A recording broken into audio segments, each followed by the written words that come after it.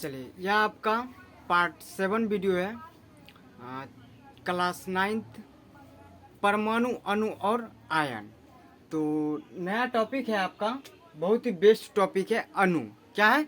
अणु। तो अणु किसे कहते हैं? तो आप यह जान लीजिए कि अणु जो होते हैं परमाणुओं से मिल करके बने होते हैं, यह आप ऑलरेडी जानते हैं।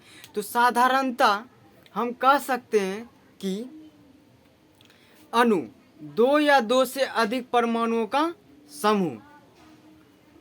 अणु क्या है? तो दो या दो से परमाणुओं का समूह होता है, उसे हम क्या कहते हैं? अणु कहते हैं। तो चलिए हम इसे देख लेते हैं। अणु क्या है? क्या है आपका टॉपिक? अणु क्या है? साधारणतः अणु जो होते हैं दो या दो से अधिक, दो या दो से अधिक परमाणुओं का समूह होता है जो आपस में रासायनिक बंधनों के द्वारा जुड़े होते हैं। रासायनिक बंधनों के द्वारा जुड़े होते हैं, उसे क्या कहते हैं? हम उसे अणु कहते हैं। अब है आपका बहुत ही इंपॉर्टेंट टॉपिक है आणविक द्रव्यमान। क्या है आपका टॉपिक? आणविक द्रव्यमान। तो किसी पदार्थ के अणु में, क्या? किसी पदार्थ के अणु में उपस्थित, किसी पदार्थ के अणु में उपस्थित अवयवी परमाणु, यानी जो परमाणु अणु में मिला हुआ है, ठीक ना, उसी को क्या कहते हैं? तो अवयवी। अणु में उपस्थित अवयवी परमाणुओं के द्रव्यमान, अवयवी परमाणुओं के द्रव्यमान के योगफल को क्या कहेंगे हम? आणविक द्रव्यमान कहते हैं। तो एक बार फिर से इसको देख लेते हैं। किसी पदार्थ के अणु में उपस्थित, क्या? किसी पदार्थ के अणु में उपस्थित अवयवी परमाणुओं के द्रव्यमान, यानी उसमें जो तत्व है आपका, ठीक ना, उसके द्रव्यमानों के योगफल को हम क्या कहेंगे? तो आणविक द्रव्यमान कहते हैं। तो अब एक पॉइंट आप इसको नोट डाउन कर लीजिए। किसी पदार्थ का आणविक द्रव्यमान, क्या? किसी पदार्थ का आणविक द्रव्यमान के निर्धारण में, यानी व्यक्त करने के लिए, ठीक ना, निर्धारण में उस पदार्थ के अणुसूत्र, क्या? उस पदार्थ के अणुसूत्र की आवश्यकता होती है। बिना अणुसूत्र की हम लोग परमाणु द्रव्यमान नहीं निकाल सकते। इसलिए लिखा गया है, एक पॉइंट है आपका, कि किसी पदार्थ का आणविक द्रव्यमान के निर्धारण में, ठीक ना, उस पदार्थ के अणुसूत्र की जानकारी आवश्यक होती है। तो इसे आप नोट डाउन पहले कर लीजिए, ठीक है। उसके बाद हम आपको एग्जाम्पल की सहायता से बताएंगे कि आणविक द्रव्यमान कैसे निकाला जाता है।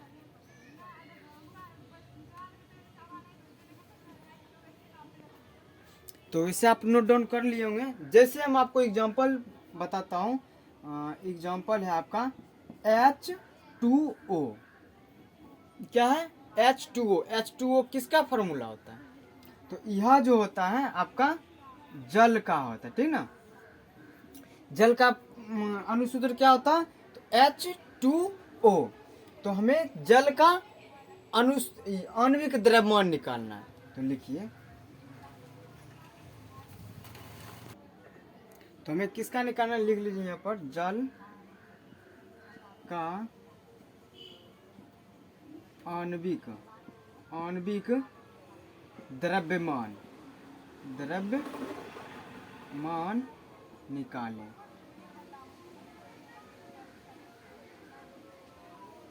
यही क्वेश्चन है आपका। तो H मीन्स हाइड्रोजन।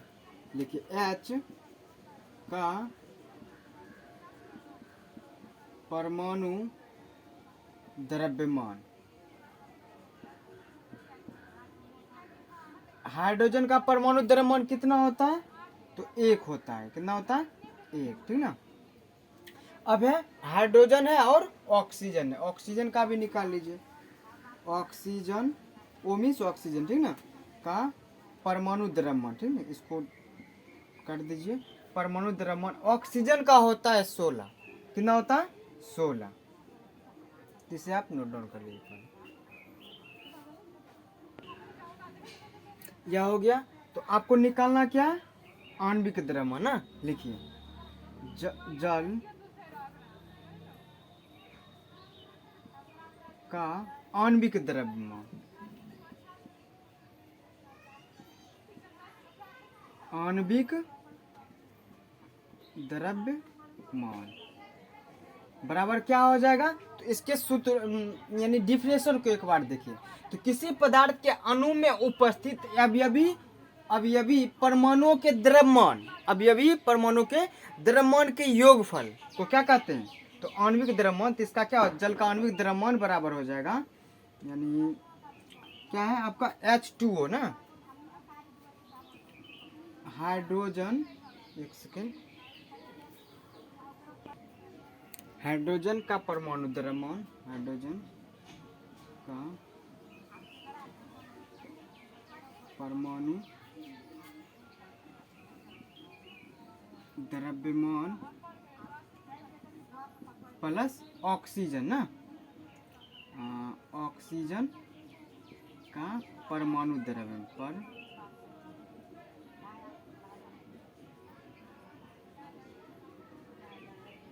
अब आप हाइड्रोजन, हाइड्रोजन का कितना परमाणु है तो देख लीजिए H2। तो यहाँ पे क्या करें, हम लिखेंगे द्रव्यमान बराबर 2 गुना, क्या लिखेंगे 2 गुना हाइड्रोजन का परमाणु द्रव्यमान प्लस ऑक्सीजन कितना है तो 1 है, तो क्या लिखेंगे 1 गुना ऑक्सीजन का परमाणु द्रव्यमान। तो हाइड्रोजन का कितना है, हाइड्रोजन का परमाणु द्रव्यमान 1 है, तो क्या लिखेंगे 2 × 1 प्लस ऑक्सीजन कितना है, ऑक्सीजन का एक ही परमाणु है, तो क्या होगा 1 × 16 बराबर 2 + 16 बराबर कितना हो गया 18।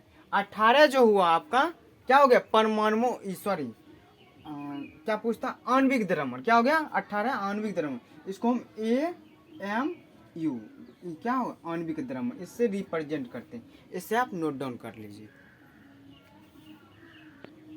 आपका वीडियो कट रहा है, सॉरी इसके लिए। यहाँ पे लिखिए जल का आणविक द्रव्यमान बराबर क्या हो जाएगा 2 × H परमाणु का द्रव्यमान, H हाइड्रोजन परमाणु का द्रव्यमान प्लस 1 × ऑक्सीजन परमाणु का द्रव्यमान।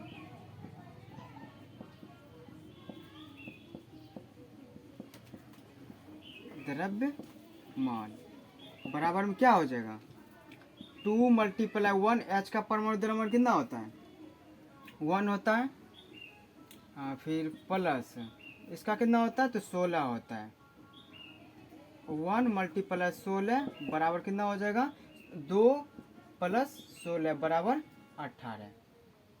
इसका क्या हो गया आणविक द्रव्यमान, ये आपका 18 हो गया, ठीक ना। इससे आप लिख सकते हैं अर्थात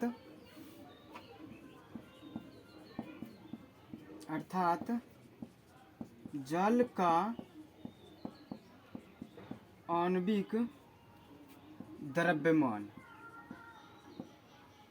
द्रव्यमान बराबर हो जाएगा 18 AMU, ठीक ना, या इसका यूनिट हुआ, ठीक ना। तो इससे आप नोट डाउन कर लिए, 1-2 क्वेश्चन हम और करेंगे।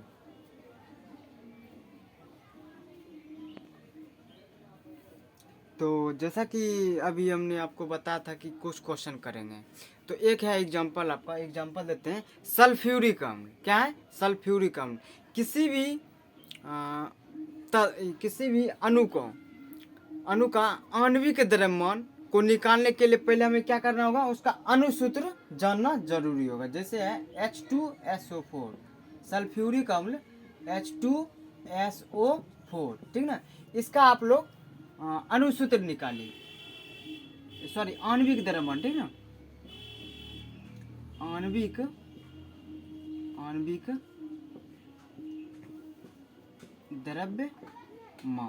आणविक द्रव्यमान निकालें। तो इसके लिए इसका सूत्र अनुसूत्र क्या होता है, H2SO4 किसका होता है, सल्फ्यूरिक अम्ल, सल्फ्यूरिक अम्ल, ठीक ना। इसका आप लोग अनुसूत्र निकाल लें। तो कैसे निकालिएगा, लिखिएगा पहले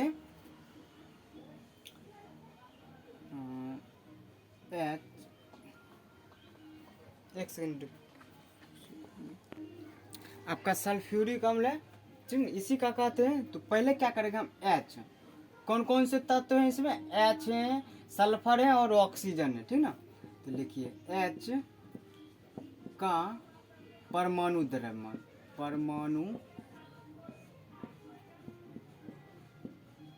द्रव्यमान। तो हाइड्रोजन का कितना होता है आप लोग याद किए होंगे, तो इसका होता है 1, ठीक ना, 1 होता है। और क्या है, सल्फर, लिखिए एस में सल्फर, ठीक ना। सल्फर का परमाणु द्रव्यमान, परमाणु द्रव्यमान, तो इसका होता है 32, कितना होता है 32, ठीक ना। और क्या है, ऑक्सीजन, ओ मीन्स ऑक्सीजन का परमाणु द्रव्यमान, इसका होता है आपका 16। तो लिखिए H2SO4 का आणविक द्रव्यमान बराबर सल्फ्यूरिक अम्ल, सल्फ्यूरिक,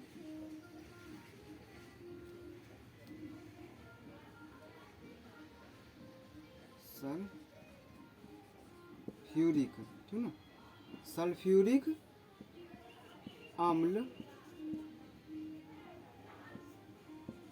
का आणविक द्रव्यमान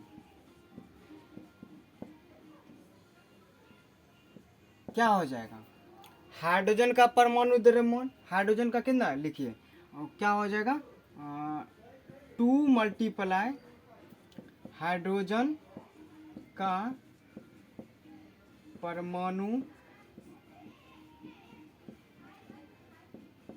द्रव्यमान प्लस प्लस क्या हो जाएगा, हाइड्रोजन के बाद क्या है, सल्फर है, लिखिए सल्फर, सल्फर कितना है H2S, सल्फर 1 है, तो क्या लिखेंगे 1 मल्टीप्लाई सल्फर का परमाणु द्रव्यमान, सल्फर का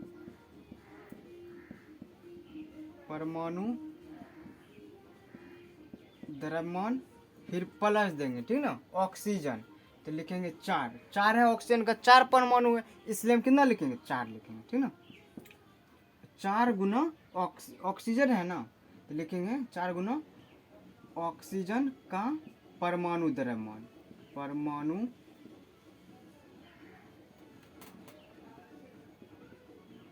द्रव्यमान,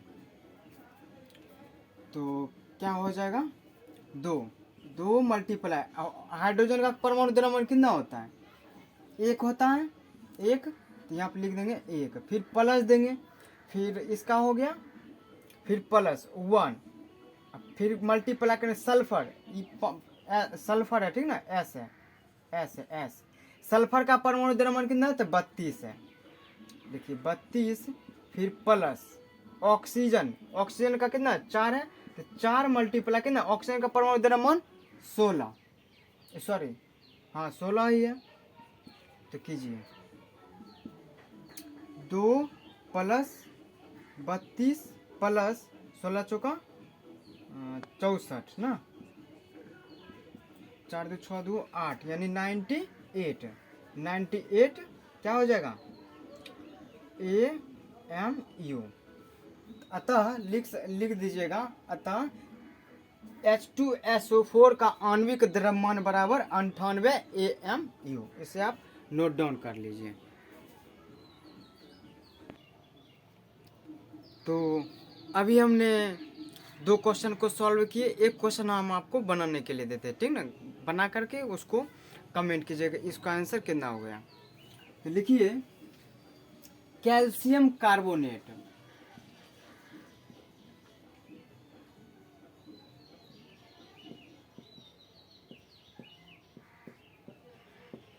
कैल्शियम कार्बोनेट, ठीक ना, कैल्शियम कार्बोनेट, ठीक है। इसका क्या होता है अनुसूत्र, तो CaCO3, इसका आणविक द्रव्यमान, कैल्शियम कार्बोनेट का आणविक द्रव्यमान निकालें, का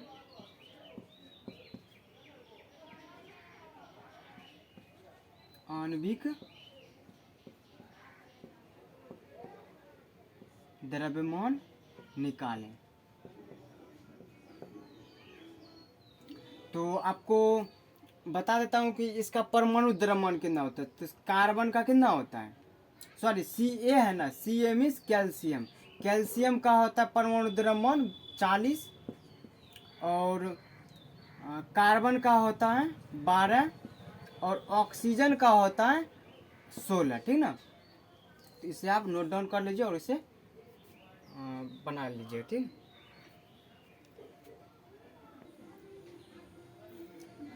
तो अभी हमने सीखा कि आणविक द्रव्यमान कैसे निकालते हैं।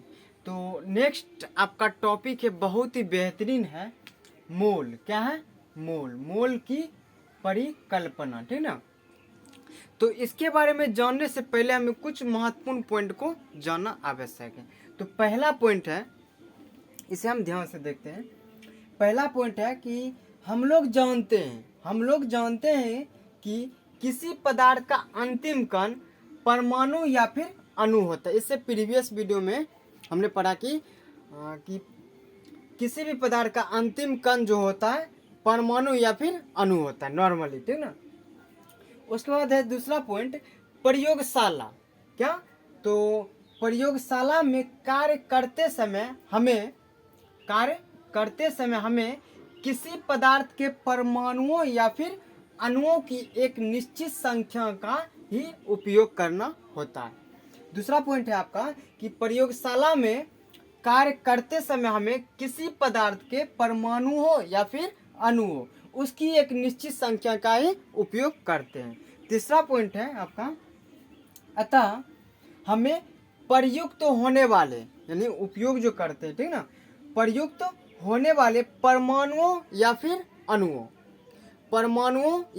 अणुओं की एक निश्चित संख्या की स्पष्ट जानकारी रखना आवश्यक है।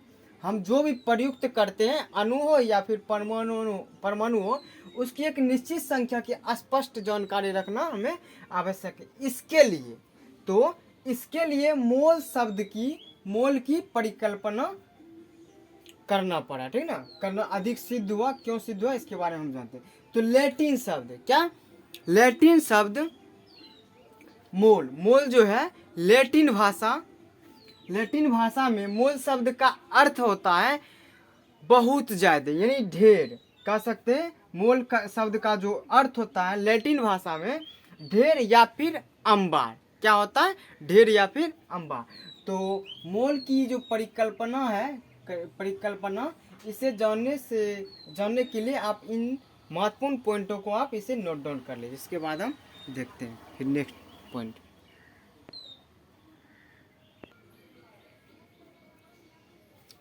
तो अभी हमने पढ़ा कि मोल शब्द लैटिन भाषा में उसका अर्थ होता है कि ढेर या फिर अंबार।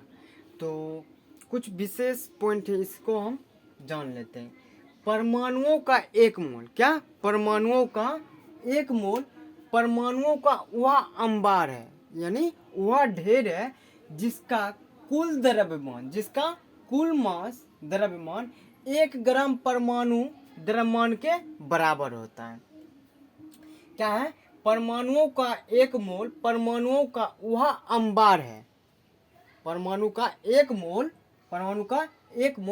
परमाणुओं का वह अंबार है जिनका कुल द्रव्यमान 1 ग्राम परमाणु द्रव्यमान के बराबर हो, ठीक ना। दूसरा पॉइंट है आपका मोल कण जो है, ठीक ना, मोल कण परमाणु हो, अणु हो, आयन या फिर इलेक्ट्रॉन। मोल क्या है, मोल कण परमाणु, अणु, आयन या फिर इलेक्ट्रॉन की एक निश्चित संख्या को व्यक्त करता है। मोल क्या करता है, एक परमाणु, अणु, आयन या फिर इलेक्ट्रॉन की एक निश्चित संख्या को व्यक्त करता है। इस निश्चित संख्या को एवोगाड्रो, क्या एवोगाड्रो संख्या कहते हैं, एवोगाड्रो संख्या कहते हैं। मोल क्या करता है, एक निश्चित संख्या को बताता है, ठीक ना, एक निश्चित संख्या को बताता है जिसे हम क्या कहते हैं, एवोगाड्रो संख्या। लेकिन अब इस संख्या को एवोगाड्रो स्थिरांक कहते हैं। लेकिन अब इस एवोगाड्रो संख्या को क्या कहते हैं, एवोगाड्रो स्थिरांक कहते हैं।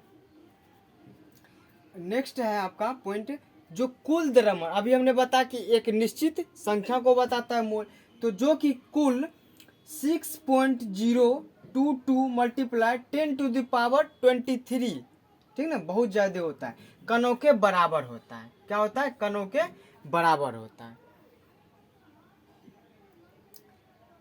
अब है मोल। अभी से हमने जितनी भी बातें को बताए हैं मोल के बारे में, इनकी मोल क्या होते हैं उसके बारे में हम जानेंगे। मोल क्या है, तो मोल किसी पदार्थ की वह मात्रा, अभी जस्ट बताया कि मोल एक क्या है, संख्या को बताता है, पदार्थ की एक निश्चित संख्या को बताता है। तो मोल क्या है, मोल किसी पदार्थ की वह मात्रा है जिसमें मूल कणों परमाणु, अणु, आयन, इलेक्ट्रॉन, प्रोटॉन आदि, ठीक ना, की संख्या उतनी ही होती है जितनी कार्बन 12 के ठीक 12 ग्राम में उसके परमाणुओं की संख्या होती है। एक बार फिर से बताता हूँ आपको, मोल क्या है, तो भाई मोल किसी पदार्थ की वह मात्रा है जिसमें मूल कण परमाणु, अणु, आयन, इलेक्ट्रॉन, प्रोटॉन आदि, ठीक ना, की संख्या उतनी ही होती है जितनी कार्बन 12 के ठीक 12 ग्राम में उसके परमाणु की संख्या होती है। उसी को हम क्या कहते हैं, तो मोल कहते हैं। तो इसे आप नोट डाउन कर लीजिए।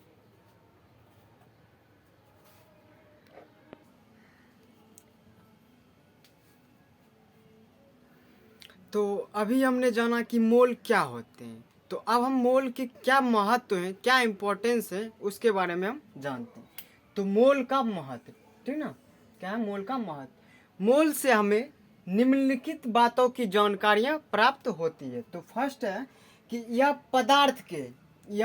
मोल जो है यह पदार्थ के 6.022 मल्टीप्लाई 10⁻23 कणों का निरूपण करता है। कहने का मतलब हो गया, जैसे एक दर्जन में 12 केले होते, उसी प्रकार से यह जो है, ठीक ना, मोल जो है पदार्थों के 6.022 मल्टीप्लाई 10⁻23 कणों का निरूपण करता है। दूसरा महत्व है कि किसी तत्व के एक मोल का द्रव्यमान उसके 6.022 मल्टीप्लाई 10⁻23 परमाणुओं के कुल द्रव्यमान के बराबर होता है। तो I hope this video is helpful to all of you. या जो आपका चैप्टर है एंड हो गया। Thank you so much. Thank you.